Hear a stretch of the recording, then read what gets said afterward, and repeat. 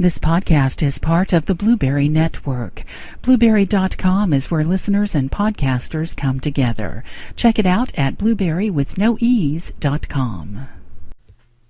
So the Earbud U podcast, while fun to put together, doesn't run for free. And while we're happy to be a new member of the Blueberry Network, we'd like you, our faithful listeners, to do something for us. If you're thinking about engaging with podcasting either now or in the future, and you're stuck on a hosting company, Blueberry is for you. Look, there are a lot of podcast distribution companies out there that are going to make you a lot of promises. But Blueberry offers three things that made it my go-to when starting the Earbud U podcast. Number one, convenience.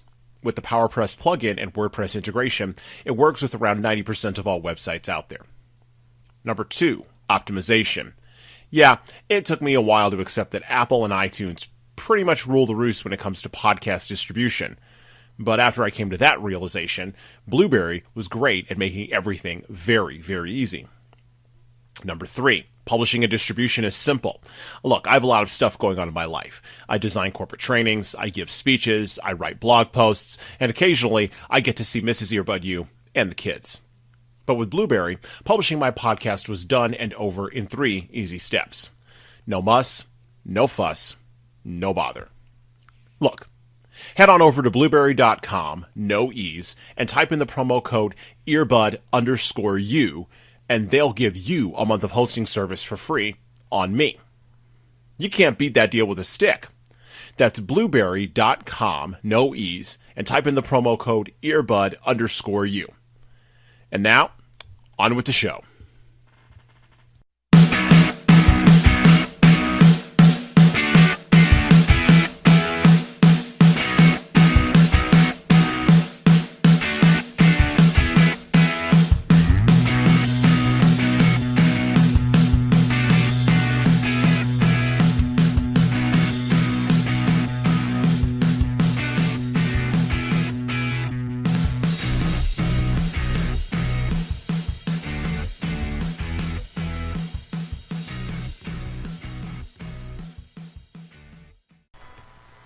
Let's have an honest talk about the unmentionables. When I was a kid, and then as I transitioned into adolescence, I was warned by all three of my parents to never talk about, ironically enough, 3 subjects in polite company: sex, religion, and politics. Stop me if you've heard this before. As the top of the world has blown off with the presence of social media, and with everybody revealing everything, from reality shows to magazine covers to your Twitter feed, no one, at least no celebrity anyway, seems to have time to follow this simple admonition. Welcome to the show. This is Earbud U Season 2, Episode number 8. Today's guest is Nicholas Jackson of Nicholas Jackson Art and Design, based out of Bemidji, Minnesota. Look, it has become almost de rigueur in our culture, with some commentators on the political left and the political right, to claim that we're approaching the end of Western culture.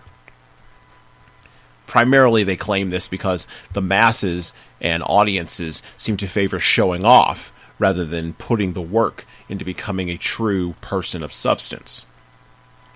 Substance, those same political and social commentators would say, is the appeal of showing up, being committed, and being consistent. But not if you're wrong about something. If people are wrong in the arena, and I do use that term on purpose, then the audience doesn't want commitment and consistency. They want an apology, and they want it quick.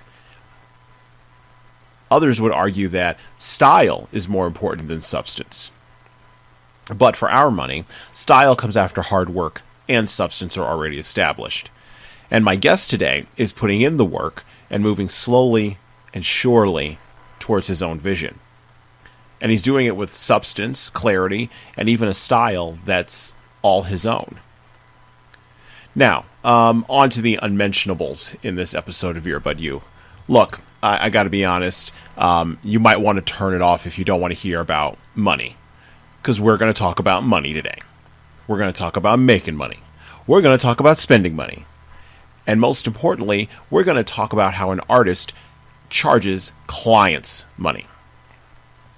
One of the things that I've said to people in the past that I've worked with, or even before I've worked with them, is that this work that I do, the corporate training, the consulting, and the coaching, I don't do this for free. This isn't the March of Dimes. And while it may seem that money, as well as sex, is something that the American public and marketers relating stories to it can't shut up about, in reality, we often sensationalize talk about money. But we're not going to sensationalize it today. All right? Let's get into it. Hey there, everybody. Welcome to Earbud U, Season 2, Episode number 8. Get your knowledge on through your earbuds. The guest for our show today is children's book illustrator Nicholas Jackson. Operating out of his home-based studio in northern Minnesota, Nicholas Jackson Illustrations, I'm reading directly from the website, so pardon me, folks, tells stories and chases art. Now, I'll tell you, I've been looking at this man's art for many, many years, and in a few moments as we're talking, you'll see why. But I am in awe of his line, his facility with color, and his ability to tap into children's-oriented subjects with winsomeness, joy, and verve, which is something that not a lot of children's book illustrators can claim. Nick has been pushing the boundaries of his artistic practice outward, and he's been expanding for years and years and working with clients as diverse as Mattel and HarperCollins publishers. Now, this is going to be a little bit of a long and winding conversation, so, brew up a pot of tea and settle in. Welcome to Earbud U, Nick. Well, thanks for having me, Jesan. It's good to be here, my man. Awesome. So we're gonna sort of make this a nice sort of meandering. You got your Angry Orchard there. Yes, right. I'm ready to go. It's a beautiful Minnesota afternoon. Yeah, you just came from working out in the garden. I hear, the picture. Because as an artist, I don't actually work during the day. I just play in the garden. Yeah, exactly. Yeah. So, tell my listeners. My listeners sort of range all over the board, from professional mediators all the way to lawyers and fellow consultants and all that kind of folks. But those kinds of folks. But I want to talk to us about sort of what it is that you do exactly. Like, describe that for us, because I know I gave you a nice big introduction there. Right. Well, it was beautiful. And some by people the way, I was like, "Who are they talking about?" Oh, yeah. So what? Well, yeah. I'm. Well, I guess to put it basically, I'm an illustrator. I work as a commissioned illustrator for mostly the children's publishing world. Both here in the States and in the UK. And I've been doing that, I think, is it 5 years? 5 or 6 years total. A couple of those years was completely 100% freelance, but then the last 3 years I actually also work at a local church as a worship director, and so I have these love of music and art, and I very poorly put them together in one life. A very unbalanced life. Yeah. But you know what? I mean, you're an entrepreneur. So I look at you as an entrepreneur, but I also look at you as a person of faith, and you're an illustrator, and you got all these kinds of things. And so I think all of your stuff sort of melds together. In that space, like, let's jump right into the entrepreneurship stuff, because it's not easy to be a freelancer. The marketer Seth Godin, who I think I just turned you on to, he talks about sort of the curse of being a freelancer, where you've got to always charge double and then charge double again and then charge double again as your experience increases and as sort of the value of the clients you intersect with increases. So how has that experience been like? Because you started before you went to college, right? Or while you were in college? And then you and then I was working on campus as a graphic designer. So I started pretty much kind of right away putting those skills to use. I didn't start drawing until I was in college, as you may have known by looking at my drawings. He's like, this guy's just starting. But I kind of just went right away into making art happen. Wait, what was the question? See, this is how bad. Is it the Angry Orchard talking? This is the Angry Orchard talking. Yeah, just talk to us about, just sort of lead us through the long, winding road of sort of developing that artistic practice. You started in college. Like, why? The artistic practice, not necessarily the entrepreneurship side of things. We'll talk about that too, because it's they sort of one hand washes the other, right? Right. Yeah. Well, I started at BSU, Bemidji State University, about 2002. Where is that located? Because a lot of our listeners are not. Sorry, that's in Minnesota. Yeah. Okay. Where I grew up. Right. I'm from the eastern part of the state, and I started computer science because where I grew up, art's just for girls, and so I was a computer. Actually, I was like computer support technician for our school for like 5 years, and then so I went to school. I'm like, yeah, that probably makes sense. I'm going to be a computer scientist, and then sitting in the computer lab coding with my guitar, playing music. One of my good friends who was speaking into my life looks at me and is like, "What are you doing with your life?" And I realized I was in the wrong department. Like, it was just not for me. And especially after Algebra 2. Or Calculus 2. No, Calculus 2. I was like, I'm done. I'm tapping out here. Yeah. And so then I transferred over to the design tech department, which they kind of had. But I realized quickly that, art is the foundation of what I was doing, not the tech side, because I had a tech background. And that's about when we met, Jesan. Yeah.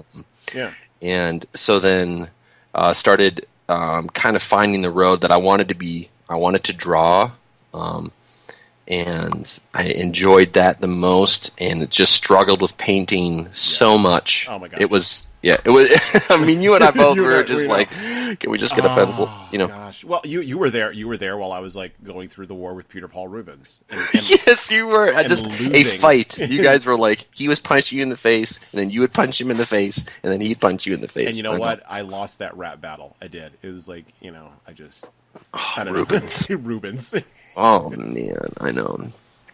And so we just kept drawing, and that's when you and I met our Natalia Hermishka, and kind of the person who set us straight on what we needed to be doing. And I think actually her dedication to education and to caring about us, she really wanted us to be artists. And so then that pushed me to just keep drawing and to keep learning. Yeah. And so I think more at school was learning how to learn rather than what I did learn, because you're only there for that, that little short period of time, and you're not even engaged. I wasn't really engaged anyways. I wasn't drawing every day, and I just wasn't sure what I was really doing. And then fast forward a couple of years, I graduated with a bachelor's in fine art with an emphasis in graphic design and illustration. Right. Yeah. And then went right to work downtown Bemidji. There was a firm called Learning Change. They needed a graphic designer, and so I went and did that pretty much right away. And then they ended up dissolving, and they were a California-based company, so they didn't hang around very long. So actually, I was faced with a choice, and I think a lot of entrepreneurs are kind of like almost forced into it. You're either going to completely change your plans, or you're going to just kind of dive in. I don't know. I haven't talked to a lot of guys who are like, yeah, I was prepping for 3 years for this. I mean, obviously that happens, but fortunately I was planning to anyways. I knew I wanted to do this. So I had about 6 months of savings ready, a budget of like, I don't need to take anything in for 6 months. I was single, living with like 4 or 5 other guys in this home for grown-up boys. Yeah, I went to that home for grown-up boys several times. Yes, yeah. I mean, it was a really good time in my life to just start exploring this idea. And so I made a horrible website that I coded myself, which I never should have done, Jesan, but I did. And I'm deep in that. I'm deep in that now. I mean, you've seen my website. I'm deep in that now. Just the rabbit hole never ends, my man.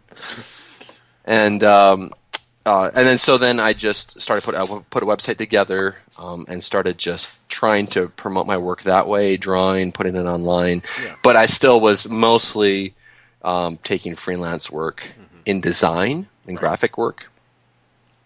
And that was kind of the shift. It hasn't actually been to the last like maybe 3 years that I've just stopped taking design work because the illustration work is prominent.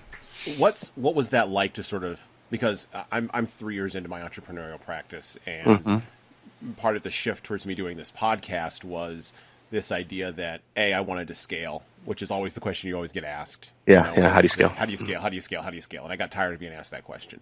It irritated me, and I still get asked the question, but it doesn't bother me as much anymore. Right. I'm kind of past it. I've matured past it. But 3 years in. Exactly. So how did you make that pivot? How did you decide, the graphic design, I'm going to slam the door on that, or maybe not slam it, but I'm going to gradually sort of squeak that thing shut, and I'm going to open this other door here. Well, it ended up being a process of just turning my focus of what I was putting into. For example, I attended, I think it was in 2009, or was it 2010? I attended a conference, Society of Children Book Writers and Illustrators conference in Los Angeles. Mm-hmm. And actually, I'm working on a book from a client that I got then. I'm in like 7-8 books in with them. I mean, I think going to a conference was probably one of the best moves I could have ever done. Mm-hmm. And that early on shows that you're for real. They don't have to wade through a gazillion online portfolios. They say, well, the people buying art are like, well, this person's for real, and they're new, and let's just pick them up. And that's kind of what happened. And so, actually, while I was there, I got a call from National Geographic to work with them, and they, are you available? And I lied and said I was because I already had like 2 books going, and it was horrible. But I think that it is a super weird process because a lot of my peers in the illustration world, were drawing in their high school and they're ready to go, and a lot of it's just been working on the business side. Well, me, it was like I don't have those skills. Yeah. I don't have either of the skills, so I'm working on both of those, drawing late into the night and learning the side, learning accounting. I mean, all that stuff I'm trying to learn all at once. Mm-hmm. Without a teacher. Yep. It's just pure motivation. And I think when you're talking about people who start their own businesses and do their own thing, it's that almost sick drive that we have to do what we do is really, I think, kind of what separates success from failure. Yeah. Well, and it's the thing where, like, even with my practice, like, in my background, came out of, I got the BFA kind of the same way you did, right. And but my emphasis was printmaking and drawing because I was all about screaming about quality control in the lab. You remember screaming about quality control. Oh, yeah. Don't touch my prints. All that kind of. Don't even breathe on them. Don't even breathe on them. Actually, I don't even want you looking at my prints. Don't. I'm not ready. Aquatint. Exactly. But then I sort of did that jujitsu where I went into housing and being an RA and being an assistant residence director and living in you saw me, living in the building, you helped me move out, that kind of stuff, building those kind of relationships. Yeah.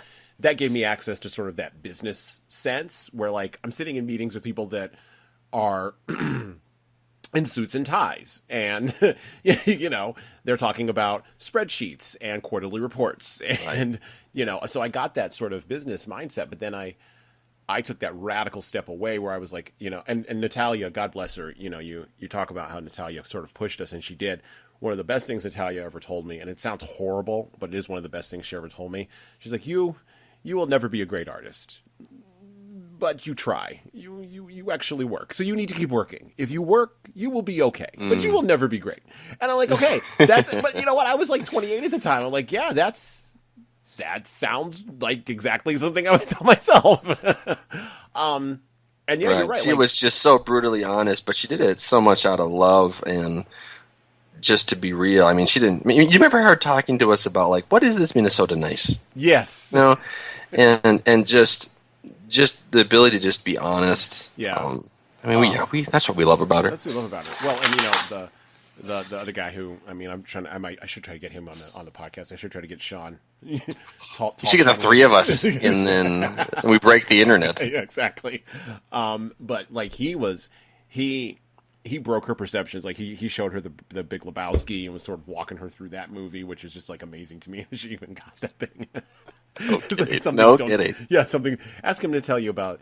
Anyway, he'll tell you about that one day. Okay. Well, so you got. I didn't know about that. So you got the artistic practice. you've been moving the work along. You made the decision to switch from freelancing on design to sort of going directly or going full into children's illustration. How do you now? I interviewed a children's illustrator on my last season's podcast episode, Sure. London Ladd, and London has a very specific style, and the reason I interviewed him is because, he's very, very he's driven by personal stories, and so he's driven by the personal stories that he wants to tell that come from a place of how he was raised, single mother, and then his faith, and sort of how all those things kind of got together, and then his race and ethnicity, all those things kind of influence the subjects that he picks. This is going to be a two-part question to give you a chance to sort of run a little bit, but Sure. What's the process like for developing a children's book for you, and how does faith influence that? Because everything I know about you, your Christian faith is a huge influence on that. It's a huge driver for that. So how do you pick projects? How do you develop a children's book? Walk us through it, kind of soup to nuts. Sure. Well, I think initially there's an important concept that I had to realize early on was that I didn't actually set out to be a children's book illustrator. Mm-hmm. It may sound kind of weird. Like, I just started drawing, and then someone's like, "Oh, that's for children." I was like, "Oh, okay, okay, that's cool." Like, I just, I wasn't drawing. I wasn't trying to draw in a particular style or anything, because I know. I mean, that was one of the. We're going to talk about Natalia so much. I know we are. In this podcast. Yes, I mean, are we just going to we should just send this to her because it's going to be like she can put this on her resume or something. This is the all Natalia Hermerska podcast. Yes, we should just have one that just sings her praises. I don't even know what I was going to say now. Dang it! What was I going to say? Yeah, we never set out to be, to focus on style. Mm-hmm. I actually, this is really nerdy, Jesan, but I actually brought up this thing of quotes that I wanted to talk to us, and this is a quote. Seriously, yeah.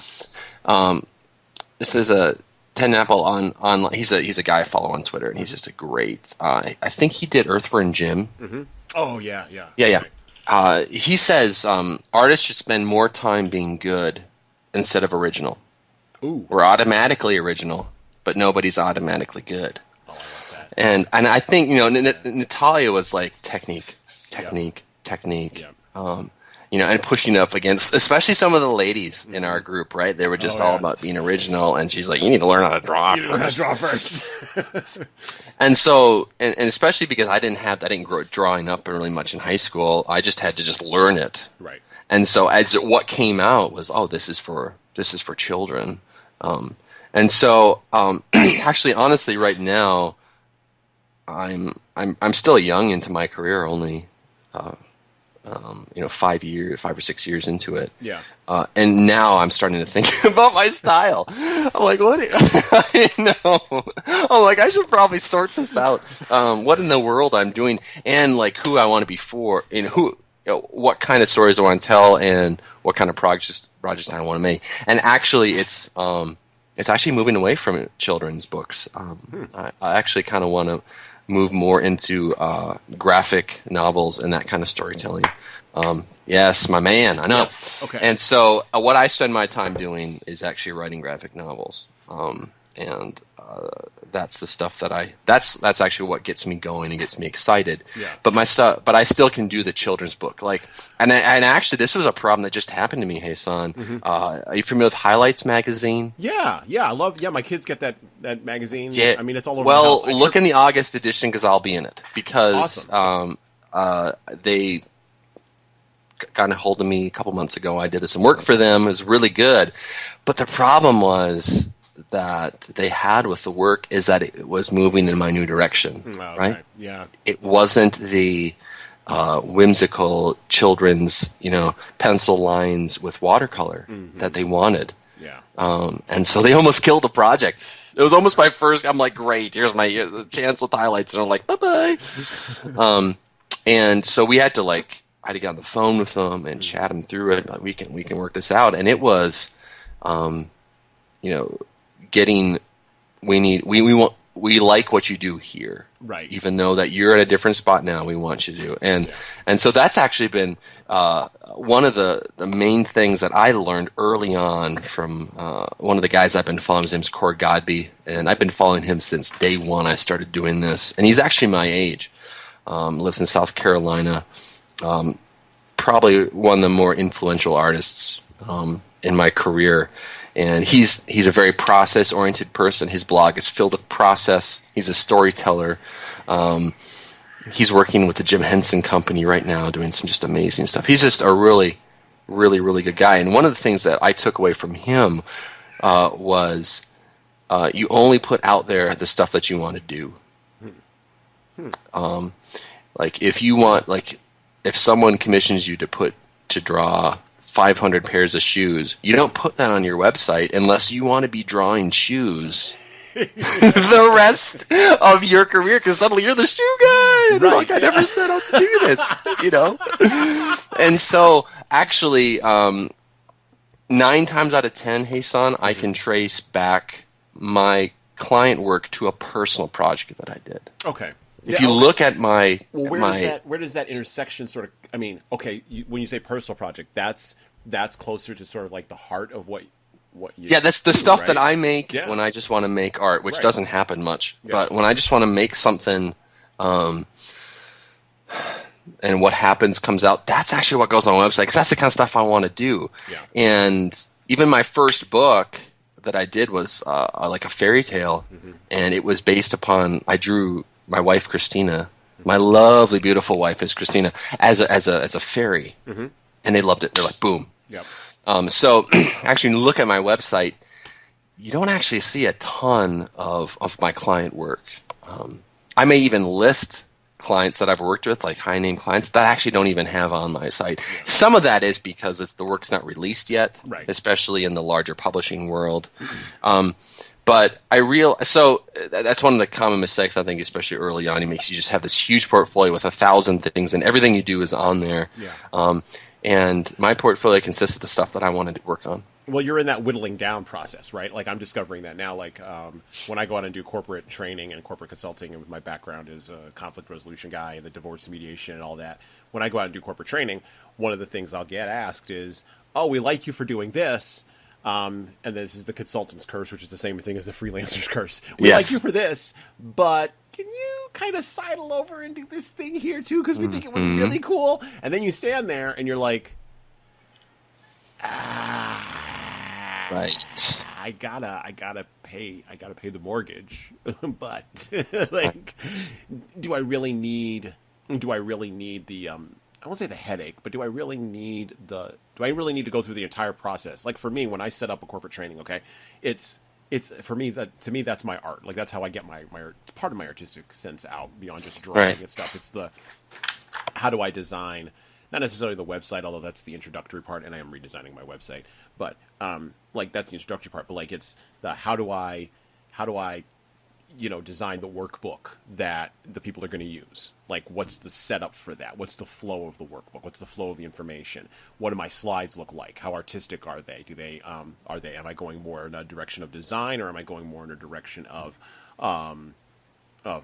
sort of information and providing information, and then I allow myself when I show up to sort of be that, hey there, how you doing, everybody, kind of guy. Right.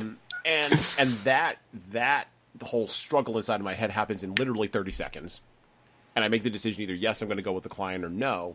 And at first I wasn't. At first I was like, no, I'll take everything. But now it's that whittling down process, because I have figured out, and just like you have, if I put something on my website, I better be prepared then to have a client call me from like New York City and be like, hey, can you come down and, teach 30,000 financial advisors how to manage the multi-generational workforce?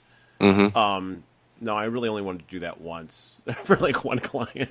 Right. So then is it with you that just because you're doing something specific in consulting doesn't mean that you advertise that you do it? Right. No. Right. No. Is that what you're saying? That Yeah. just because I'm doing it, it's not like, It's not like- I'm the new divorce mediator for the upper Midwest, for like the rest of your career. And actually, there are times, and this, I don't know if you've ever done this, where I've actually had to say, just so you know, I I've actually told my clients I'm actually not going to be in this sector any longer. Yes. So actually, please don't pass my name on or let anybody know. Sometimes that's an easy way of saying you've screwed this project up and it looks awful. Please don't tell anybody that I did it. That's also maybe kind of wrapped up into it a little bit too. But I don't have any problem saying I'm just not into that. And I'm at a spot right now where I've been fortunate that I probably turn down 3 or 4 clients a month. Mm-hmm. Well, that's great. I'm just like, I'm just not interested. Now, if someone really wants me, then I probably like, well, if it's got to be worth it to me, and so you're going to have to wait. Like, I have a potential client right now that he's waiting until the end of end of July to start. My next client will have to wait until probably the beginning of December for me to start on my projects, and so that kind of weeds people out too. Yeah. Well, now you have what is it, 3, 4 kids now? You got yes. 3, 4 young ones running around. I have 3. 3. Yep. 3. Okay. Yeah. He's like, please don't add any more. He's got that sound in his voice. No, it's only 3. It's not 3. It's only 3. So the money. Let's get into the nitty gritty. The Sure. money. Like for me, okay. Like today, I just had a client on a 9-month consulting contract. Basically, the client came to me and said, well, your contract is over today. We're not going to renew you. Goodbye. And like, it wasn't, at first it was like, oh, they hate me. But then I was like, no, you know what? I did. I'm horrible. But then it's like, no, wait a minute. I did the job they asked me to do in the space and the time in which they asked me to do it. They fairly compensated me. We did the negotiations. There was nothing, there's no like friction or anything about that. They're actually taking my suggestions and implementing them. I'm just not going to be there to see the full end of the implementation part. So on the money part, I'm like, well, I already figured out sort of how I'm going to survive the next like 3, 4, 5 months. Like I'm already good on that. I've got that built up. So I know that I can charge these clients, and I've already got clients in the sales funnel at varying spots where I can go, hey, I can go reach out to this person and push them a little further down the funnel, or go reach out and close this person. So I've got a funnel built.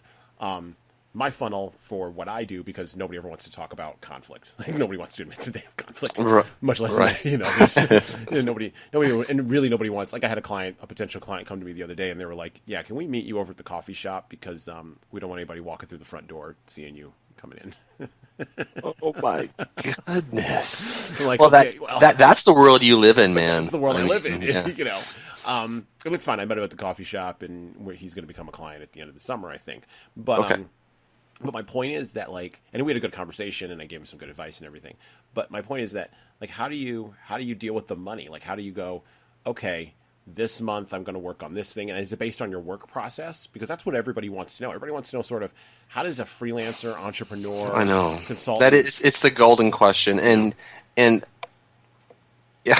I hate the answer that it's different for everybody, but I mean, seriously, because you get to ask that question and everyone's like, oh, why do you make money? He's going to win. Already. He's going to win. And then they're like, oh, it's different for everybody. And everybody's like, I'm going to punch them right in the, right in the tooth, And, but it really, it's true. And, for me, it was, especially up until I got married, it was like, I would take anything, I would work for any rate, horrible way to live, but I think we all have to pay our dues. Hey, son, I mean, you know what that is and what that's like. But at a certain point too, there is that spot where like, you get better. I got better at what I do. The product that I give has more value now than it did before. And so I do value-based pricing. Yes. Okay. I'm clapping. Yes. Well, I'm glad that you even know what the world that is. That's great. You're just such a... Well, explain that for my listeners who may not know. Okay, well, value-based pricing is... it doesn't...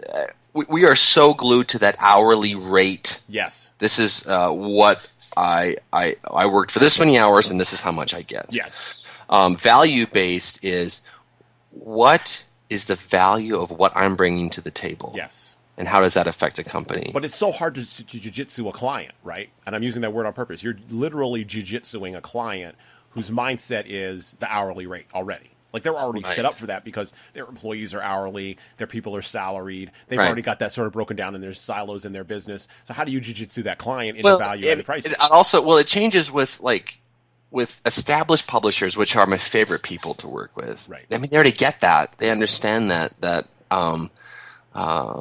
like for example, when National Geographic asked me to do something, that was the most I've ever made on any paintings in my life, Jesan. To that point, and I just like almost cried. I was so excited because it was going in publication. If I do a painting for a mom and pop shop down here at town, it's going to sit in their shop and it's not going to be used for anything. Yeah. And except for the people that happen to walk by and see it. So now when I worked for Barbie, I was in the process of helping them redesign Barbie. Right. And so that's kind of a big deal. Now, I don't know for sure, but I believe there was a pool of us that they did, that they brought in to bring in some new life and everything into it. And so that's a different value that I'm bringing because that's a big change that they have. Now, but when I still price at a certain, like I try to make a certain hourly rate. I shoot for between $30 and $40 an hour if we're getting down to just money. That's kind of what I'm shooting to bill at. Yep. Because after I pay my bills, I want to make more than minimum wage. Yeah. Well, Christina probably appreciates that too. She does. We want to go on a family vacation one of these years. So what I don't. I guess I never. That's an in-house thing. People don't know. Unless they're listening to this podcast, what I shoot for an hourly, it's more project based and like we said that value based piece. For example, I'm working for a private collector right now in Fargo, in North Dakota, and he's come to me and he's looking for traditionally produced paintings to hang in his new building that he's building, and he's and so that is a private collection, and it's going to be one of a kind. And it's so a different value add. It's a different value for that than like another piece. And then also, that's where you bring into licensing too, because somebody like I sell some of my work. Like I have a Peter and the Wolf piece. I have Peter Pan, and those I use a lot in theater. Yep. And all over Europe, United States, I get people asking to use those. Yep. And so the value of what they're doing, they're not buying the piece. Right. They're just want to use it for promotional materials, and so the value comes down for them. Yep.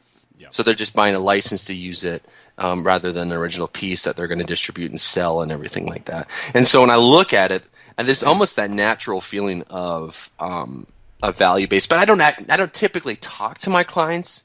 That's how I do it. Right. I'm not talking to them, well, I do a value-based pricing scale, and it's just kind of a natural thing that we end up coming to when we talk about, well, how are you going to use it? What kind of usage are you looking for to use? And just through those conversations, they realize, okay, well, oh gosh, I want to buy the original, or I don't want anyone else to ever use this image. I want it to be mine. Yep. That's going to be part of the equation. So for me, it may be different than in other areas. Value-based just kind of, I think, flows a little bit more naturally out of what I'm doing. So I will tell you sort of in my space where a lot of what I do is sort of comes out of, or is perceived as coming out of HR functions, which, here and there, HR has advanced in some organizations, but in a lot of organizations, there hasn't been a senior VP of HR in a lot of years at a national level in this country. And so a lot of the things that I do, like I have a lot of empathy for HR people. I do, because they put up with a lot of stuff in organizations, and there's a lot of things that they have I can imagine. Yeah, that they have to resolve, that sometimes they're just not equipped to, or they just don't want to, and they shouldn't have to. So when I sit down with a client and talk about value-added pricing, and I have two different pricing schemes. So I talk about, one pricing scheme is, I'm subcontracting out to this person. they came and found you or you came and found them. I've already worked out the subcontracting fee with them. I'm just going to show up at your organization and do what it is that needs to happen. And that's a minimal viable product for me. The other way is, a client reaches out directly to me and says, hey, we would have loved to work with you via subcontracting, but we couldn't get you or the timing didn't work. Now we're coming to you as an independent person. What can you do for us out of this list of like 50 things you have on your website? And by the way, it's not 50. I mean, I limit it to like five or six because I don't want to overwhelm people. But, we've seen your blog, we've seen your writing, we know where you're going philosophically, blah, blah, blah, blah, blah. We think you'd be a good fit with our organization. And then I sort of have a long and winding conversation with them about what do they want to get out of a corporate training piece. Right. Do you want me to come in and redesign your entire system? Do you want me to come in and talk to your human resource people? Do you want me to come in and develop a team? And all these are different pricing structures. Like all these are because all of them are going to add different levels of value to your organization. Oh, fantastic, yeah. So if I'm bringing in a team of me and say a pastor turned consultant that I know locally, I'm bringing in an accountant, a Christian-based accountant, and I'm bringing in a Christian-based lawyer, and we're coming in and we're gonna turn your entire organization inside out. And we're going to discover not just the presenting issues around conflict that you came to me with, but we're also going to figure out how the culture of your organization needs to shift in order to be better tomorrow. That's going to be a different value add. Right, absolutely. Than, me just showing up and going, yeah, I'll show up for 4 hours and teach you how to negotiate. Yeah, I'll do negotiating 101 for 4 hours for you. Sure. Right. Because maybe that's all you want. And there's some organizations, they don't want me mucking around with their culture. They like their culture just the way it is. They don't want me coming in asking radical questions and doing those kinds of things. They want me to come in and just do, like I worked with Department of Social Services here locally. You know what they wanted? Negotiation 101, negotiation 102. That's all they wanted. Okay. I mean, that's what the client wants. So I give the client what they want. Now, do I do these 50 other things? Yes. As a result of that relationship, have I been able to get referrals? And referrals are huge for me in my business. But, have I been able to get a referral to something else that got me a little more money and a little more? Yes, absolutely. The sort of lily pad, jumping from lily pad to lily pad effect. So that's how it works over here in consulting, in sort of an area where you're creating an ephemeral product. Like I'm not creating a painting. I'm not creating a drawing. Right. I'm not creating. It's not tangible in so many ways. Yeah. But it is meaningful because right. If you can't get people to get along in your organization won't survive. And then it doesn't matter how many widgets you make. You'll be out of business because an enterprising lawyer will come along and sue you. Right. Well, I mean, and isn't I think everybody has to sell the value. Oh yeah, of what they're bringing to the table. I mean, no matter what you're doing. Oh God, yeah. And I think, in my world, it ends up being not because I have people coming to me. It's kind of it's nice that they already see the value. Yeah, but is it easier because you have a tangible product? Like my wife is a photographer, so she goes through a lot of she's a high-end photographer, been taking photos for 20 years. Weddings, seniors, beautiful work. Does all my promotional work. Yeah. That's good stuff, yeah. Yeah, I mean, she's brilliant. She's genius, but one of the struggles is photography's oversaturated. Everybody with an iPhone and an Instagram filter thinks that they can take a photograph. And so the world of photography is oversaturated. So how does she explain? And that's one of the things, I look at her and I'm like, well, you could do this, you could do this, you could do this. And she's like, no, that won't work in my field because we're oversaturated. Whereas you're in children's book illustration, and I use that term loosely, you're in illustration. Yeah, that's fine. No, that's fine. But you're in illustration, and so that's more of a hands-on type thing. Like, so far, Tim Cook and the boys haven't cooked up, a robot that's going to do what you do. Not yet. But I mean, there is an aspect of this whole. Like, if I was a local plumber in town, I would be competing with like 10 guys. Right. But now I pull clients from all over the world, typically the U.S. and the U.K. And so I'm competing with a huge market. Right. And so there's an understanding that I have to have of what are other people pricing, and realizing that they can really easily beat me in that game. Yeah. Because I'm trying to compete on a national or semi-global level. Yeah. And so that's why what's really helped in the last year, I've acquired an agent who now handles the billing side, the promotional side, interacting with the clients. especially since I got the job at the church, I realized I'd come home and work on illustration, and so much of it was spent on the business side. Yeah. Right. Yeah. And so I know I needed to have somebody else take care of that, so I can spend more time drawing. Right. And just get down to it. And it's been actually lovely. It's been great having agents. They're right in Manhattan, in the heart of the publishing world. I also have, and they handle everything. I mean, even if I do a project here in town, they handle it for me. It's really great. Although I do have another agent in the UK. They handle just the children's market in the UK. But other than that, my agent Astound is in Manhattan, and so that's actually been a huge thing for me to realize. I got an inquiry, boom, I sent it right to them, and actually, you know what? People change their tune when it comes to pricing. Yeah, when they're talking. When I have an agent, well, you seem legitimate then, right? You're the big time, and that's right. Like I've been at this point. Like I'm 3 years in, I'm lusting for somebody to come along and take like. Not the marketing. I love the marketing of what I do. I love it. I love learning about marketing, and I'm like I'm dead on into that. But like, take off the accounting from my plate. I don't want to spend at the end of 3 months, at the end of a quarter. I don't want to spend a week doing mileage and receipts. No because kidding. It just makes me angry and unpleasant to be around. Well, exactly, and I think. One of the biggest mistakes that I made was not being willing to spend money to make money. Right. Yeah. Like but my client question, is right? very. I mean, my accountant is very reasonable priced, and she takes care of my end of the year taxes, my estimated taxes. Yeah. I use a brilliant online accounting service called Xero. Yep. XXERO. They're out of Australia, and she actually just logs in and takes what she needs. I don't even really send much to her, and she can actually log in regularly to look and make journal updates and things like that. And I'm not like trying to figure out all that kind of stuff. And I think that there's this misconception, and maybe I don't know if it's cultural to hear, but like we do our own taxes. Yeah. Oh yeah, I do my own taxes. I'm gonna get, and it's just like I do my taxes. Yeah.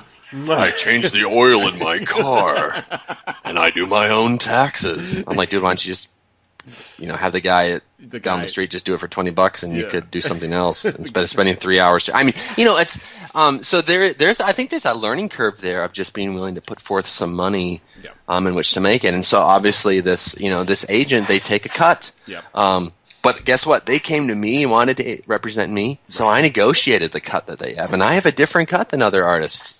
Artists do, and I bring them a lot of work, and so they have a different cut for that when I bring work to them. So it's a good mutual balance on things, and they help weed out a lot of people who are never going to work out. Right. And they also help bring value, that perceived sense of value of, oh, this guy's got an agent, he's doing. Yeah. He's okay. Yeah, he's legit. He's legit. He's legit. He's on the legitimate side. Well, and also too, like Emily, who's the lady that I work with, she's not afraid to say what the prices are. Right. Yeah. She's like this. No, the price is the price. This is what it is, and and sometimes I'll be looking at what I'm supposed to price, and I'll undercut myself just to get the job. She doesn't have to do that. She's like, this is what it is, and so it almost takes that stupid personal part of who we are out of the equation and just make it business. So this is what you're wanting, and this is what it costs. Yep. And I think it ends up just kind of paying for itself over time, anyways. And I found for myself, like I've had to be the person that says, because again I am by myself, I had to cut off that part of me that was like, oh, I'm going to take a little less. No, the price is the price. Like I had a and I can't go into specifics because, everybody listens to the podcast. I can't. But there was a negotiation that was going on between myself and some other individuals. And it was around pricing. I have to be very careful how I put this. But it was around pricing. And the client, actually not really the client, both partners wanted different kinds of things and thought the pricing should be different. And I said, no. Like, this is my pricing.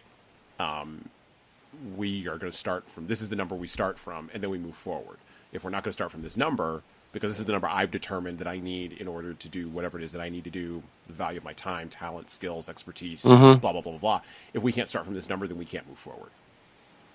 Right. And saying that out loud is, for a lot of people, this is why I teach Negotiation 101. Most people attach an emotional piece of content to that, and there's emotional weight that's attached to that. All that, like you said, all that sort of, I call it gossamer, or Seth Godin calls it thrashing. There's a lot of internal thrashing that goes along with that before you're even able to sort of sit down and have that. But I already do that thrashing at home with my wife. Like I do that thrashing at home, right? And so I don't want to. But speaking of your wife, has that changed anything for you? Because for me, it's like I'm not providing for myself, I'm providing for my family. So when I'm setting prices, I'm setting prices for something bigger than myself too. I tell people.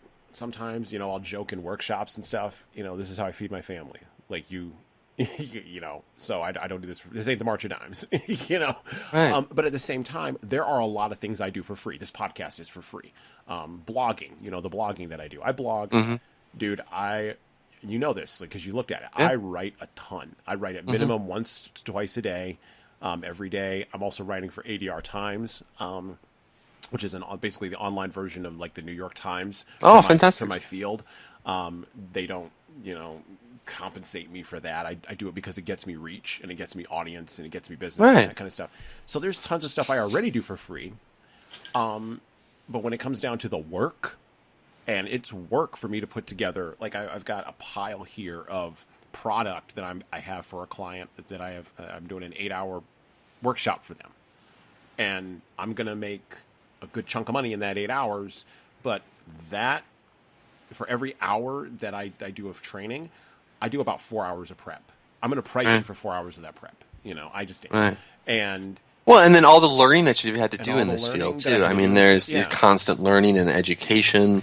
For me, it's constant drawing and growing in what I'm doing. I mean, no one's paying me the money to spend at 12 o'clock at night and to draw. No. There's so much that goes into it. Well, like I just got a book in the mail for free that I was showing you, but I just got a book in the mail. I've got a stack of books over there. Like for me, I do, and I'm looking at doing like a leadership continuing education thing. Like that's going to cost me like the leadership continuing education thing. If I decide to go through with that's going to cost me like $1,200.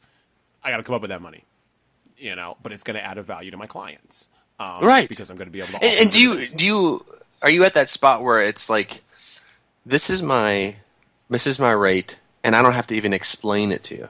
Oh yeah, I got that way after. Because I think that's a beginner mistake too, is to say, is to like, okay, here's my rate, and now I'm going to spend the next 10 minutes explaining to you while I have that rate. No, this is just the rate. This is the rate, and then now it's in their court.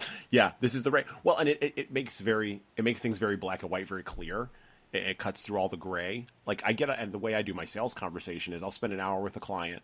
I will absolutely listen for the first 45 minutes. I keep my mouth shut. I know it doesn't sound like it from the podcast, but I keep my mouth shut. I would like to see that, actually. And listeners, I don't know if you should believe this man right now. and I take notes and I listen and I try to figure out what their problem is and I try to figure out how I can help them. And then the last 15 minutes are about what are the next steps in the process, where are we going to go if we move together, and then the last 2 minutes are price, because that's the last thing they're going to remember. And I say, based on what you've told me, based upon what I actually provide and what I actually do, this is the price. And by the way, that also opens up the door after an hour or 45 minutes for me to say to a client, no, I don't think you're a good fit. Mm-hmm. I don't think you're a good fit. And then typically, like, the client goes, what, why? Particularly if the client reaches out to you, which those are always the interesting ones. But I've said that to a couple of clients, or potential clients. I said, no, you know what? Your organization is in a spot. I don't think I'm the person that can help you. And I know we just spent an hour together. Tell you what, I got the coffee, I got the meal. Don't worry about it. I'm going to make a referral for you. You have a good day. Right. Because, it eliminates, for me anyway, inside, it eliminates that. The battle I had to do, and it's a battle a lot of consultants, and I know a lot of artists have to do this battle too. It's the need to eat and the need to provide for your family versus the need to keep your integrity. And so I always go on the side of the integrity, Right. Well, with integrity, I think there's also some negotiation that needs to happen too. Like I feel like here's my prices, and I want to be able to work with people. So for me, on my end of things, okay, so they have half the budget that they need. Yeah. Well, okay, so maybe you can't have, a 4-foot painting. Right. Maybe what you need is actually a black and white drawing, and that's what you can do. And actually, I just did that last week, and the person was like, "Okay, yeah, that's great. That's what I can buy." Yeah, yeah. And so for them, it didn't feel like, "Oh my gosh, they just can't afford me." But I could have easily done that drawing, and for a lower price. Yeah. But no, I'm going to meet you where you're at, and this is what you can buy. And does that happen to you where you're like, okay, this is your budget, this is all I can do for you? I mean, how does that work? Well, I see that mostly with keynotes and speaking engagements. So when I'm asked to do a keynote, one of the first things that I do is I try to find out not necessarily what the budget is, but like what topic do you want me to cover on the keynote? Because like what's the topic of your conference? I'm doing a couple of keynotes here coming up, and so I asked both of the conference and the event promoters because they know what their budget is. They're like agents; they know what their budget is. They know what the number is that they've got in their head, and what they've got on paper. So one, they were like, "Well, this is the topic of our conference. Blah blah blah blah blah. This is where we think you would be a good fit." Da da da da da. And again, I spend that time listening, and then I say, "Okay, well, typically my rate for that is blah blah blah blah blah." And then sometimes they'll look at me and they'll go, "We don't have any money." And I say, "Well, how about you cover my mileage and my food? Because I believe in what you've just said, and I'll show up for that." Other times it'll be, "Okay, well, we see your rate, and we want you to do this because this is the topic and this is the area, but we only have this amount in the budget. So how are we going to get to someplace here? And now we can negotiate. Now we can negotiate." Oh, hold on a second. I don't know why. You're muted. You just muted yourself. Sorry. That's an important thing right there is just to talk about money right away. Yeah. When we get an inquiry and I send that to Emily, boom, comes right back. She'll email me back with the questions of, what kind of project are you doing? How many paintings do you want? What kind of paintings are you looking for? How are you going to use them? And what's your budget? It's right in there. It's not like we're not waiting, 3 weeks down the road to start talking about it. No. And typically when people don't, especially if they're first-time art buyers, they just don't have a budget. How do you expect them to? Right. Yeah. And so I've realized it's actually part of my role is to help educate them. Yes. And so I actually have a document that I send to people for first time, if it's their first time commissioning art. Yep. And it helps demystify some things for them. I've had people come back and be like, I'm nowhere close to being ready for this. Because in my world, it's a lot of people, you're talking about no budgets. For me, it's, I have this children's book. Would you like to profit share with me? I want you to spend the next 9 months painting something with no idea if you're going to get paid. And they don't realize that they're asking me just this atrocious thing that I could easily just be super offended by. Right. That you want me to work for free for 9 months? Right. No, I got to feed my family. And so I found that I send them this little thing, and it just it dries all that up. Boom. It just helps them understand what in the world they're asking of me, right? And how it works. You may have spent an afternoon writing a cool children's book, but I need to spend 9 months painting it. Just talking about money right away, I think is, as far as my growth has been, just get it just right away. It's part of what we're doing. Yeah. Don't try to hide it. Don't feel bad about it. Just go in there and do it. Find what your prices are. And hold to them, and if they can't do it, find a way to negotiate. Yep. Without decreasing the value of your work. Right. Yeah. Well, negotiating with dignity. Actually, that may be the title of a module. Negotiating with dignity. I may do that. Well, because you have to honor the fact that they have budgets. People have budgets. This is all they can give to that. Yep. Whether it's somebody personally who's hiring it, or if it's a company, and if it's not going to fit, it's not going to fit. Like you said, it's like it's okay to say we're not going to be able to work together. Yeah. And I've had to write so many emails that say that. Yeah. I'm sorry, we're not going to be able to work together, and I wish you and your project the very best and success, Yeah. and you go separate ways. And there doesn't have to be hard feelings. And I think that's what you were saying about taking that personal feeling right out of it. Yeah. It's that it's business. It's business. And you have to just let it be business, Yep. and let your personal life be personal life. Yep. Well, okay, we've just spent like 45 minutes now talking about money, and the audience is now falling asleep, so everybody's Wake up, everybody! Everybody's clicked out. No, it's important because it's one of those mystery things, and I think the more that we talk about it, the more it especially if you're just starting, it's just nice to hear some candid conversations about money. Oh my gosh. And it not be the secret thing. Because I hate that I don't know what it is for in your world, Jesan, but in the art world, it is the unspoken thing. Prices, we don't talk about it. No one's blogging about how much they're making or what it's so hard. Well, okay, and in my field, I actually got involved with a talking group of consultants that's actually up in Syracuse. It's a great group, and it's not for networking. It's for education and that kind of stuff, but it's not really for networking. It's really about consultants getting together from a lot of different areas like finance and healthcare and education and my field.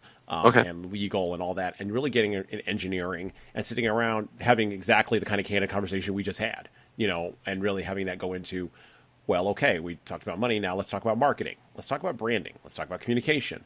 Let's talk about how we deal with clients who say no.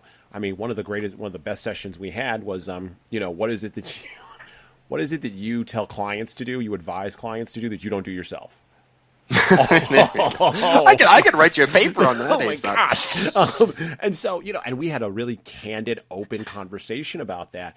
And so you're right. You got to have a space for that to happen. You're right, because no one's blogging about it. No one's really talking about it. And that's really tough. And I appreciate a couple resources that I follow. One's Muddy Colors. It's a blog. Yep. And then one's Fantastic Wheat, which is rather pretty new, and they have a Facebook group.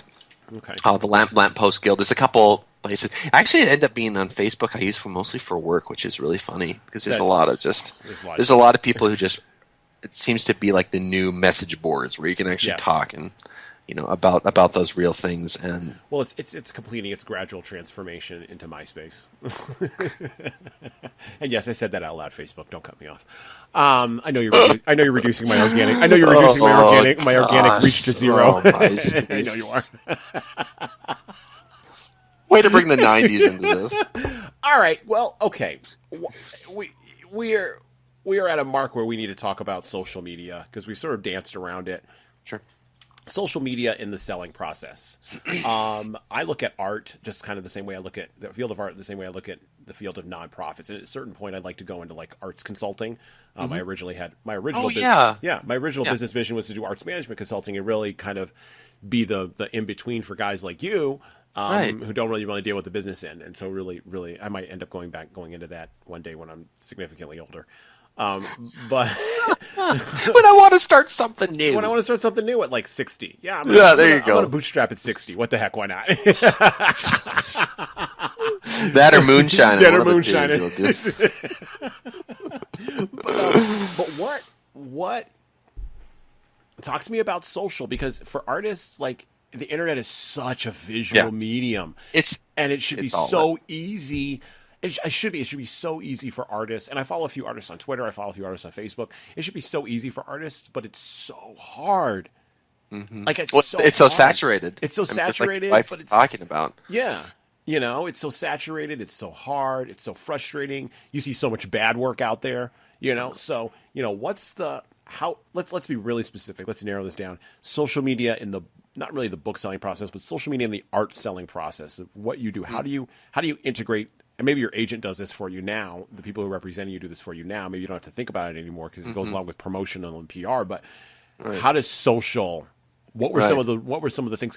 Because you're younger than me. You got into that. I mean, you were in that social thing long before I was. Right. And I'm fascinated by it now because of the metrics that are involved in the marketing aspects and things like that.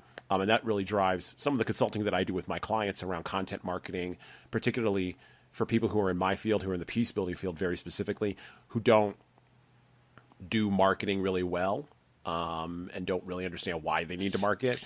but there's all these tools that are laying around. And actually, I have a book that I'm coming out with here pretty soon that's really focused around that. And I got an ebook online focused around that. But how do you get social media involved in the art selling process? Man, that was a big sigh. It is. It is. I think it is such a misnomer that how big a role social media plays. There's two things. Well, there's a couple things. First of all, the way that my particular agreement with my agent is that I still do all my blogging and all my Twitter, everything myself.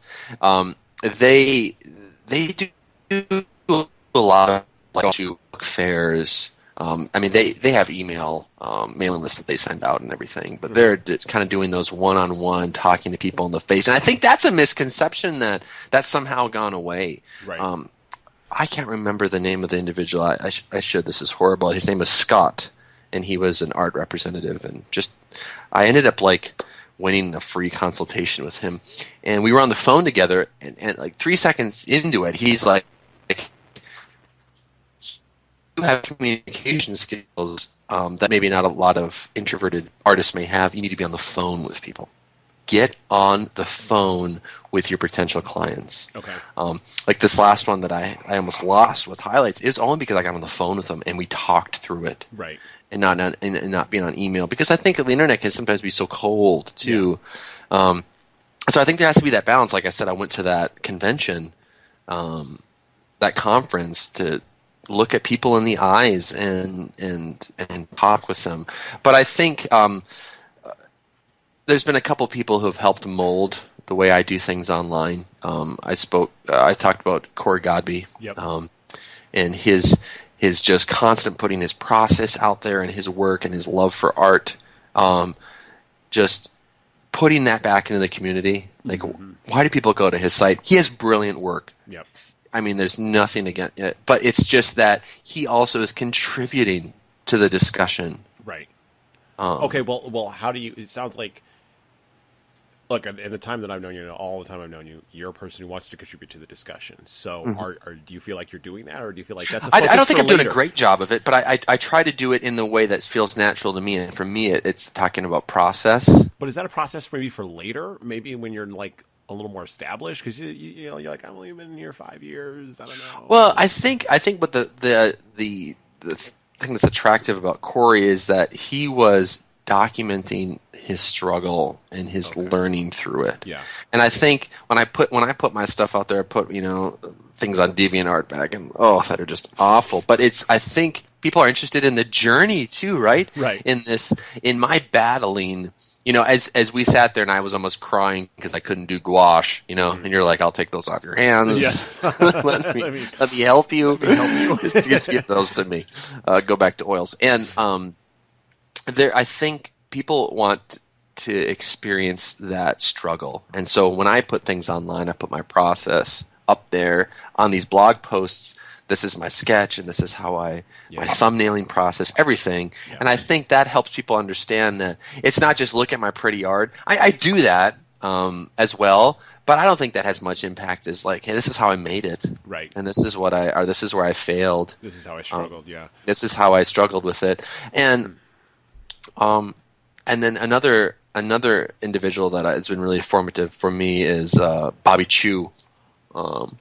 And one of his biggest things is that he works in Hollywood from Toronto. Like he's like, I want to work in Hollywood and work on movies. He worked on Alice in Wonderland with Tim Burton a couple of years ago. And he was like, I'm not moving to Hollywood. Right. I'm going to do it from here. Yeah. And his thing was that you put your best work out there, and you work as hard as you can. Mm-hmm. And he's like constantly putting it out there, encouraging people to work, technique, learn, never stop learning. And your good work is actually your best promotion. Like you can send a gazillion email blasts. I can't believe I just used that term. Oh gosh, I just used email blast. Can you erase that?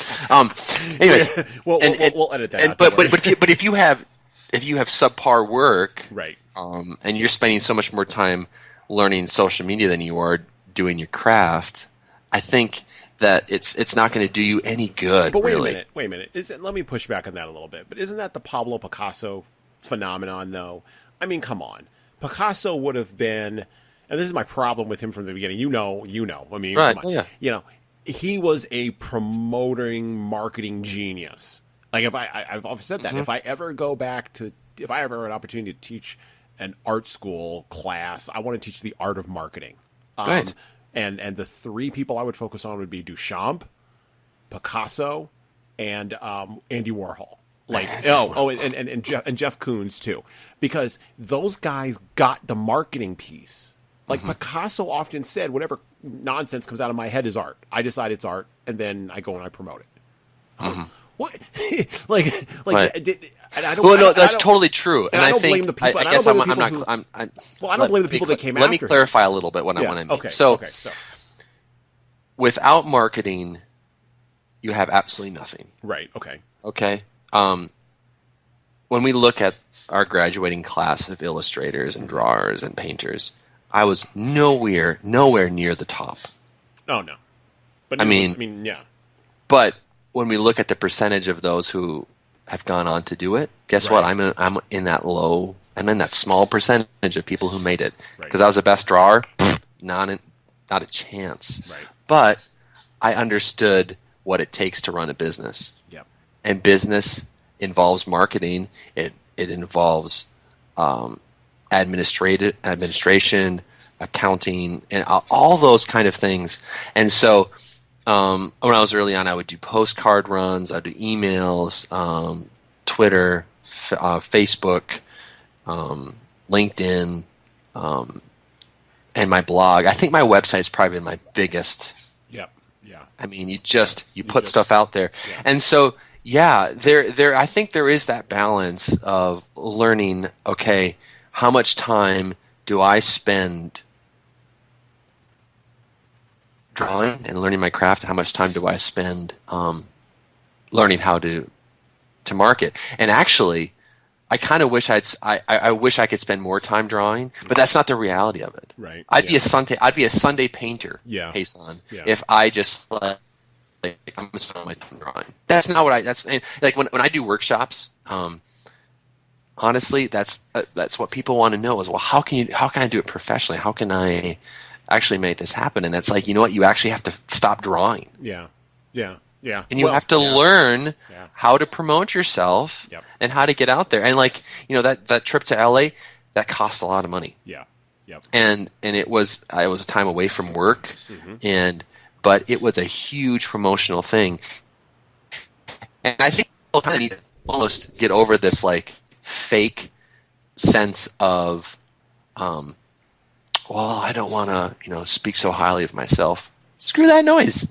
Get out there and get yourself out in front of people. Right. Let them know, hey, I'm doing this. I have arrived and I'm drawing. And whether or not you think anybody thinks it measures up, I still am kind of amazed that people buy my stuff. I mean, yeah, but I'm nowhere near where I want to be, Jesan. You know that. You know that we're in this like we'll be old men, and I'll be like, gosh, I wish I'd have learned to draw. And so shut up! I took 10 years off. I know. I know. There has to be this sense of just get over it. You're a business now. Right. Get out there and promote your stuff, and don't be afraid to.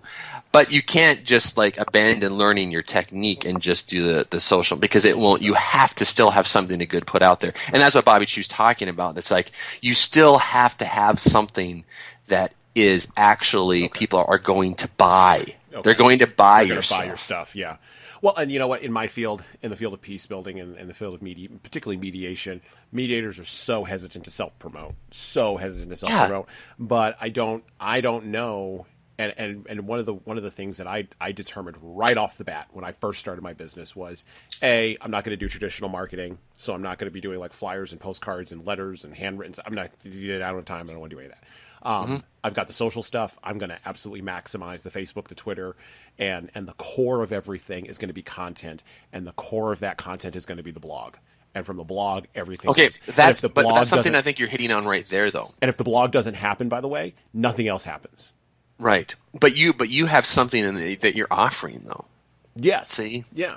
like, yeah, you don't need to do all these, like, you know, like I remember the guy calling me and wanting me to put an ad in the yellow book on the yellow pages, and I'm like, No. Why would I do people are. Oh yeah, they still. I forgot people are still doing that. They publish those things still. Yes, I hear a lot of advertisements for the yellow pages about how they're like. I hear a lot of them. I hear a lot of them on the radio. Right. But you're offering something, Right. And I think, and you're talking about how that you don't get paid for that, but you're putting something into the community that I think is worthwhile. Now, some people can just paint awesome pictures and they don't put anything in and they just get paid. That's great. Yeah. But I think this is taking a more proactive, right? You're taking a proactive approach to marketing where I'm putting something in that people want to sit and read. Well, I look at it as well, and you talk about reading. It's interesting because everybody says no one reads long form content anymore. No one reads short form content anymore. They say no one reads. You know, it's the internet of visuals, and if you don't do visuals, you're dead. And I don't buy that. You know, I've never bought that because I read, so I can't be the only person I can't be the only person that's reading a long article in the New York Times on my phone on Flipboard. Like I can't be that only. I'm not the only person. Right. I know. Or else Flipboard wouldn't exist as an app. But no, I made the decision, and here's what I talk about when I talk about marketing to anybody else that I'm helping them out with. And I've helped out some nonprofit organizations. I've done some presentations on marketing and done some workshops on it.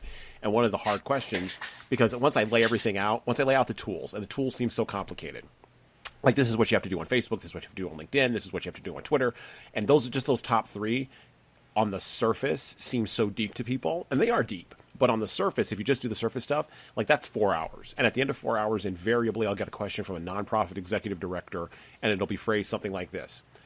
We have so many things going on in our day, we can't really add on marketing as another thing to do.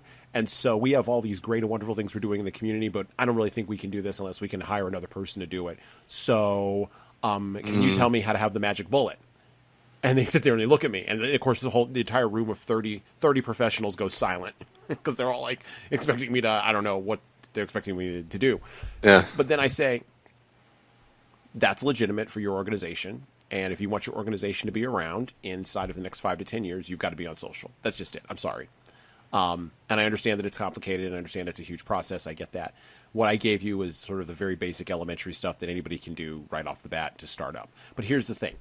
You have to philosophically change your mind about marketing, and you've got to bake it into your processes. So every single time you do a program, marketing has to be baked in. It's not an add-on. It's not the icing on the cake. It's the flour in the cake. Right. You got to bake it in. And so that's what I've done, and that's what I've done for my business, you know, the parent company of this podcast, Human Services Consulting and Training. I baked the marketing in. So there's things that I do online. There's tweets I share, and there's, you know, like a Flipboard magazine I set up and all this other kind of stuff. And it's all just baked in processes. And then I measure it, you know. And so I'm looking at Google Analytics, and I'm obsessed with that stuff, like Google Analytics. I know, I love it too. I used to just be looking at that stuff all the time from my website. Well, and I think, you know, and another mentor of mine that I've really enjoyed, his name is Justin Gerard, and what he did, and it is the long format blog posts. Yes. He doesn't do Twitter. Yep. He doesn't LinkedIn, Instagram, nothing. He just, these in-depth, heartfelt, and sometimes really hilarious blog posts about his struggle with art. And he is phenomenal, and he has no shortage of work. He's just great, but he does one thing really, really well.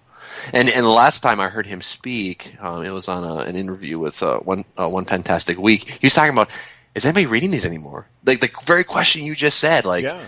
Do people read my long book, or should I just get an Instagram account and just be done with it? I'm like, no! You know? I love reading about now. Like, dude, what kind of paper are you using? Right. How are you fixing your drawings? And he's like, oh, and he just loves it. You know, he's just been so helpful, and he's always there to answer my nerdy technical material questions that I just love and I just want to get my teeth into. But I think that for him, he doesn't need the Twitter and everything like that because he has found for him the long format works and it's good. Now, he may have to change that in 5 years. Yeah. Who knows? But he's moved over to almost entirely private commissions, from my understanding. Okay. And so his world has also changed from trying to attract publishers to he goes to conventions and he sells his paintings and then he gets new commissions rinse and repeat. Yeah. And so I think it's also doing it smart. And I don't know if there's a way to understand, like, if you're just going to get on Twitter and start just retweeting everything. Well, I mean, I look at particularly in the marketing area, and then we'll move on from this. But I look at, there's two levels of marketing right now. There's the original content people who are churning out original content, like the gentleman you just mentioned in that area, or, you know, the guy who's writing for New York Times, who's a former journalist and who's blogging now. Like, there are people who are doing original content, and they're doing it inside of those silos. And then that original content is getting shared. And then the second level, and this is really not really esoteric thinking, but there's a second level in here. And the second level is content curation, where I show that I care about something that matches a silo that I'm in by sharing it with people that I follow. So a lot of what I do on Twitter is, and you've seen this, I mean, it's a lot of retweeting, you know, but it's retweeting things. But it's curated retweeting. It's curated retweeting. I'm not retweeting the whole internet. I'm just retweeting, you know, things that are interesting to me, things that I think are valuable to people that follow me.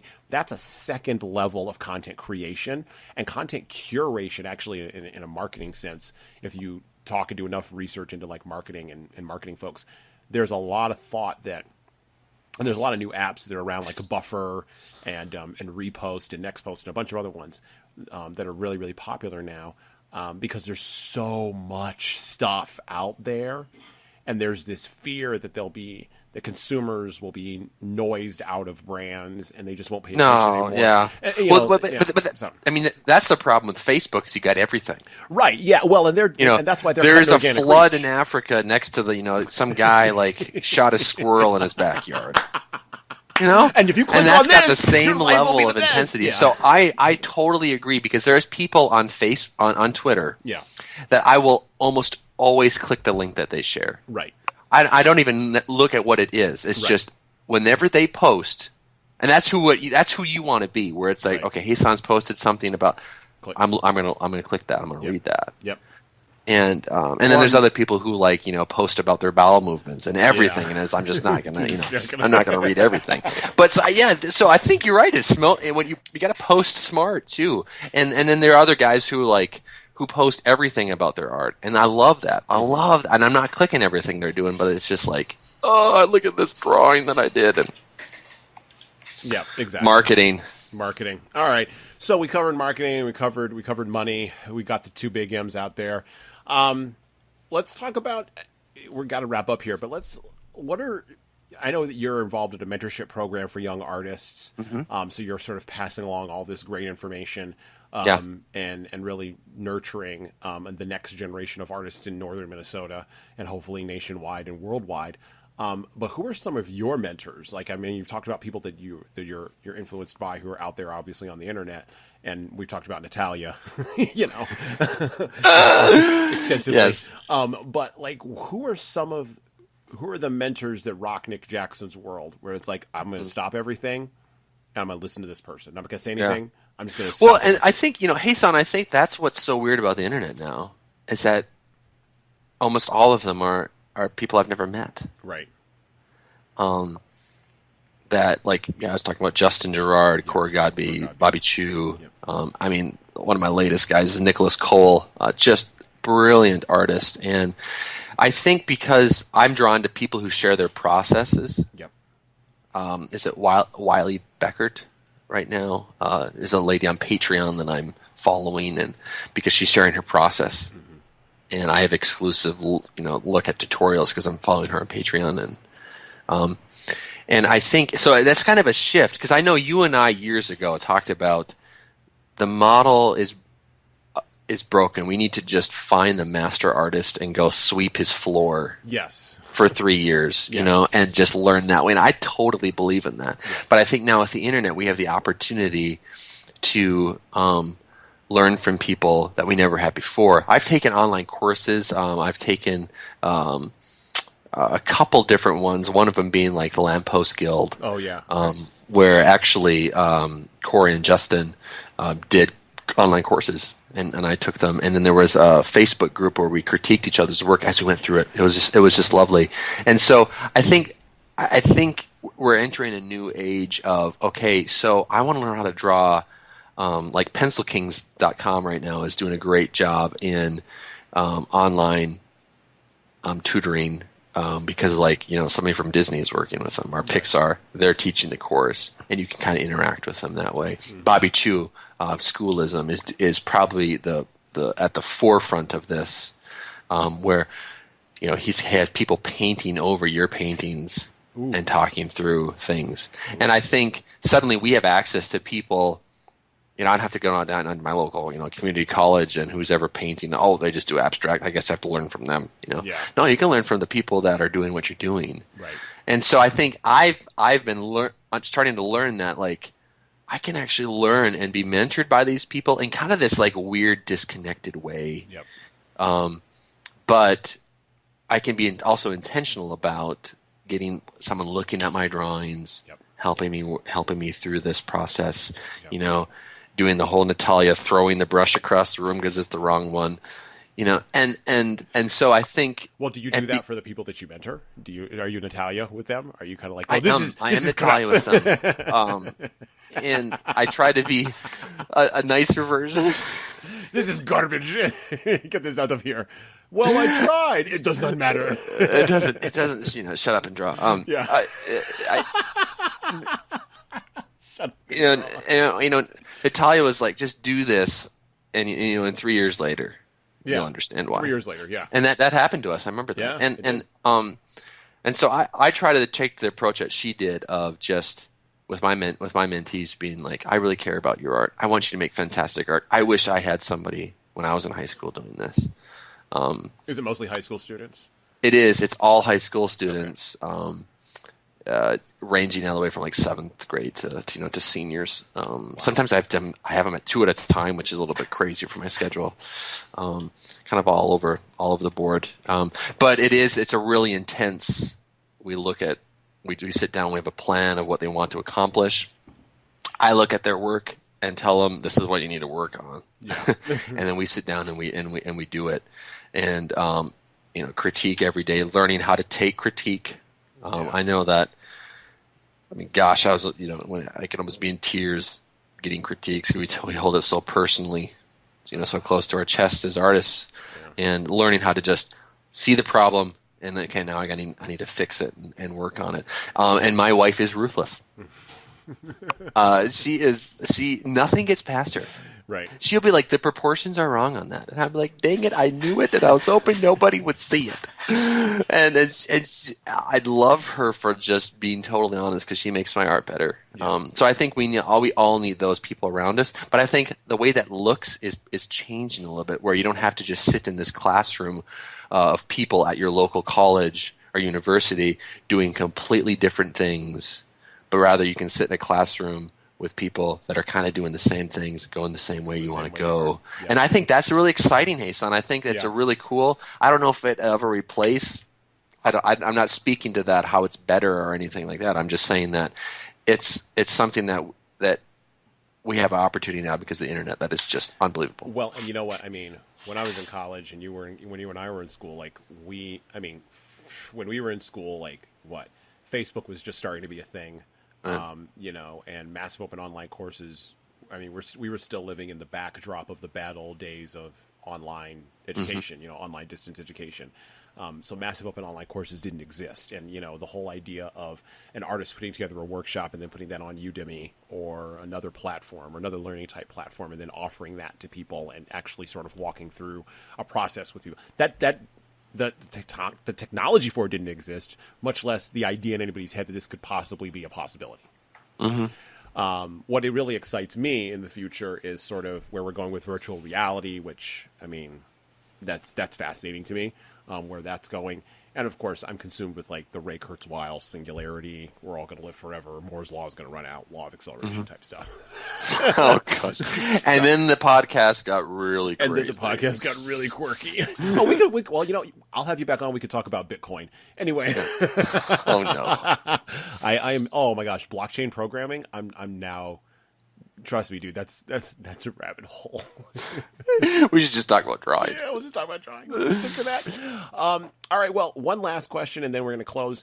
Do you ever have a moment of frustration? And I always ask guests this when they come on, because I think every guest does. Do you ever have that moment of frustration, kind of You remember the movie High Fidelity with John Cusack? Did you ever see that movie? You know what? Yeah, I didn't. I knew you were going to ask me that. Yeah, you knew I was going to ask you that. And then you, as a movie buff, would once again hang your head in complete, utter shock and spend the next 5 minutes, railing me for my lack of movie knowledge. There's a whole scene in High Fidelity. I'll just paint this scene for you, where like John Cusack, he's a local record business owner. And he's hit on some hard times emotionally in the film. And he comes in and he's thinking about like a past girlfriend or whatever, and this whole series of things that happened to him. And he's like, I was so depressed that I just wanted to come in one day and pack the entire thing in. And like, he's like a snobby record store guy. I just wanted to, pack everything in and, go work at a Coconuts. Now, now for me, that entire line, like that, number one, most people who are like under the age of like 34 don't really know what a Coconuts is anyway, much less a record store. So, but that entire line sort of, the word I can't think of, it embodies, there we go, this whole idea of I've hit my peak artistically, or I've hit a spot, I've hit a dip. Seth Godin would call it a dip, and I'm about ready to give up. And I know it's going to be good if I can just get through the dip, but I can't see the end of the dip. Like like recently, I was in a dip. Not personally, but professionally, and it was starting to bleed over into my personal life. But I was in a dip professionally for about 9 months, and I knew I was going to get out of it. I knew I just had to keep grinding and do the things I needed to do. Like my blog process didn't stop. I kept writing every day, but I wasn't. I'm in a dip. I'm like, is anybody reading this? And then the thoughts come in, and I could go work at Barnes and Noble down the road, yes. like $8 an hour. Talk about books, make books, some coffee for some people. I know. I know exactly what you're saying. Yeah. And I think honestly, that's the difference between people who make it and who don't. Yeah. Because they have to push past it. Happens to me all the time. I almost was thinking while you were saying that, I'm like, I wonder if a week goes by. About a year ago, work got really dry for me, and I'm like, oh no, I fooled them long enough. I can't fool them any longer. They are on to me. I can't draw. I'm not anywhere close to being like. I fooled as many people as I can fool into paying me to draw. And I got to pack the whole thing in. I got to shut it down. Packing it in. I'm unplugging this entire thing. I know. I can't do it anymore. And once again, Bobby Chu was talking about it's all about drive. If you want to do it, you can do it. It's just, are you willing to do what it takes? And for me, it's drawing regularly, learning the business, and just putting your time in. But in chair, doing the work that you need to do. Get in there and do it, and stop, because else there's no one to be here to pay me for a week's vacation. Yeah. If you don't make a decision to do something, it doesn't happen. Yeah. And so it's drive. I ended up just being more of a driven person than maybe the average Joe who wants to just go to a job and then come home and be done with it, right. Which is totally fine and actually a very it actually looks really good about now. So just to have a 9 to 5, and I'm like, wow, they were smarter than me. I don't know. But I'm driven to do something different with my life. I want to tell stories. Eventually I want to be creative owned content creator. I want to make my own stories that people purchase, not because they want me to make something for them, but because I've dreamt it and I've made it. Yep. And so that's my ultimate dream. It's just to one day just boom, take the next step in my career, which would be to stop taking on client work and just do my own thing and make that. Yeah. And I have to take the steps, these steps that'll take me. Will that happen in the next 5 years? Will take 10 more years? I don't know what it's going to take to get there, but I think. Did you have to lay out a 5-year plan for Christina? Because I know when you got married, you were living in the house for boys and a whole lot of other things are going on. Did you have to sit her down and be like, okay, listen, I'm not insane. I'm not crazy. I know the failure rate for businesses is 99% in the first year, but I'm striving. I'm driving. This is the work. These are a few things that I've. Did you have to have that conversation? I think I just have the right partner. Okay. She believes in me probably more than I do. Okay.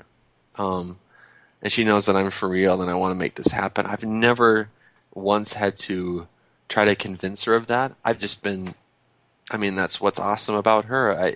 Not everybody gets that in a mate who is like, no, you need to I need to have some answers here, some concrete things.